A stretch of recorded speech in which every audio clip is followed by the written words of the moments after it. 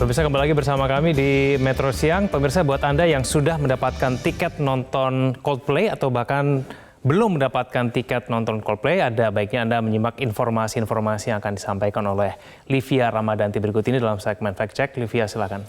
Ya, Egan dan juga pemirsa, para penggemar Coldplay yang kemarin sudah mati-matian ikutan war tiket konsernya di Jakarta pasti setuju sama lirik lagu Fix You.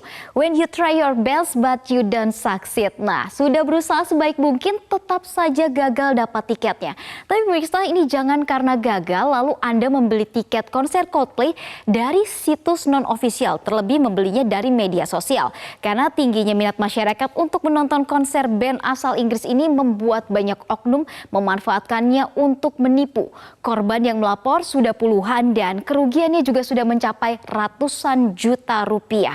Kita akan lihat infografis kita yang pertama, apa yang menjadi modus yang digunakan oleh para pelaku penipuan ini. Setidaknya ada dua, yaitu membuka jasa titip atau just tip war tiket Coldplay dan juga mengaku kenal dengan orang dalam. Kita lihat cara kerja dari membuka just tip terlebih dahulu. Di sini dikatakan bahwa cara kerjanya adalah mereka akan membeli medsos yang memiliki pengikut cukup banyak, kemudian melakukan postingan tiket konsernya. Kita bisa lihat lebih dekat lagi, lalu mereka diminta untuk mengirimkan konfirmasi tiket di sini, lalu juga nanti agar terlihat seperti real atau seperti asli, booking slot ini juga nanti diberikan atau diminta oleh penipu ini sebesar Rp50.000. Nah, nanti transfer dalam durasi 1 jam harus dilakukan oleh mereka yang ingin membeli. Lalu juga mereka ini, para penipu ini membeli rekening dengan atas nama orang lain dan tiket dijual dengan harga 2 kali lipat dari harga yang seharusnya. Inilah modus-modus yang digunakan. Lalu modus yang kedua adalah yang dikenal dengan menggunakan informasi dari orang dalam atau juga dari promotor. Untuk modus yang satu ini, pelakunya ini tidak main-main. Salah seorang dari mantan Putri Indonesia yang membagikan penjualan tiket ini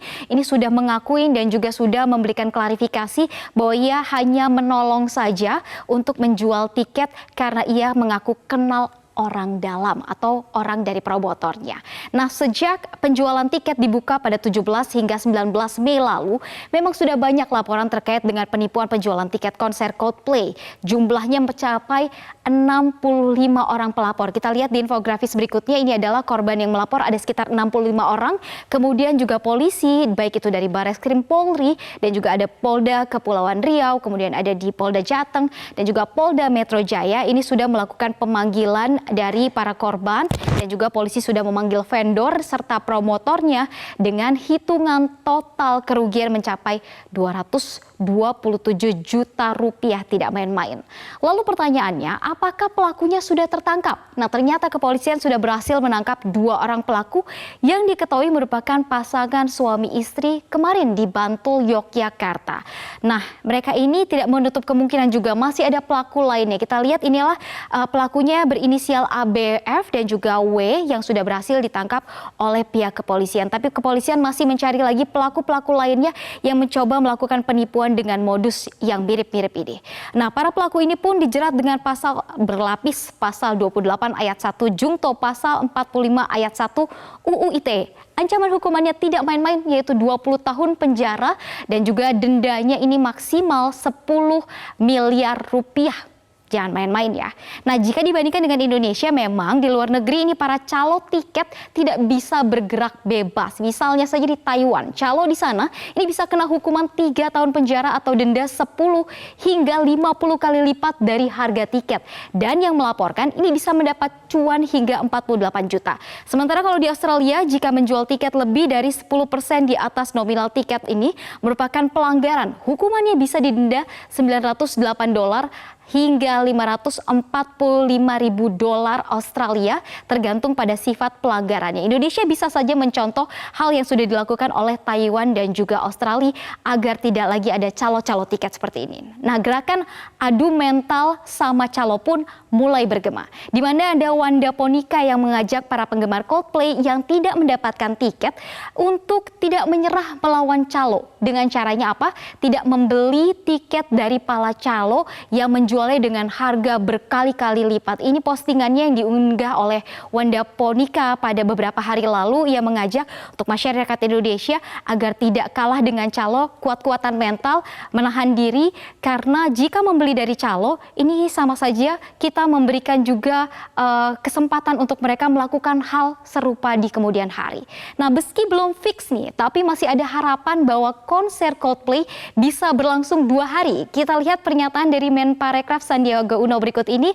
Kita sudah berkomunikasi untuk menyelenggarakan konser selama 2 hari. Siapa tahu yang belum mendapatkan tiket bisa ditambah harinya. Nah, ini kita masih berharap ya, apakah benar nanti bisa menjadi berlangsungnya 2 hari. Tanggal 15 November ini merupakan konser yang pertama Coldplay di Indonesia setelah mereka sempat berkali-kali diundang namun baru kali ini bisa datang ke Indonesia. Terakhir saya akan tampilkan tips aman membeli tiket konser. Terdengar sepele tapi kadang luput dari perhatian kita yang sudah keburu nafsu atau ketakutan nggak kebagian tiket. Kita lihat apa saja yang harus diperhatikan. Yang pertama ini adalah membeli lewat situs yang resmi. Jangan sekali-sekali membelinya dari media sosial atau website non-official. Ini tidak tergiur dengan harga yang murah di bawah HTM misalnya. Kemudian cek juga rekening sebelum mentransfer dan jangan membeli lewat medsos. Ini sekali lagi diingatkan bahwa jangan pernah mencoba-coba untuk membeli dari media sosial karena masih banyak oknum-oknum tidak bertanggung jawab di sini. Intinya jangan beri celah kemudahan lagi untuk oknum-oknum yang memanfaatkan penjualan tiket konser. Beri hukuman setimpal agar ada efek jerah di kemudian hari. Untuk sementara saya kembalikan ke Egan. Baik, terima kasih atas informasinya Livia Ramadanti.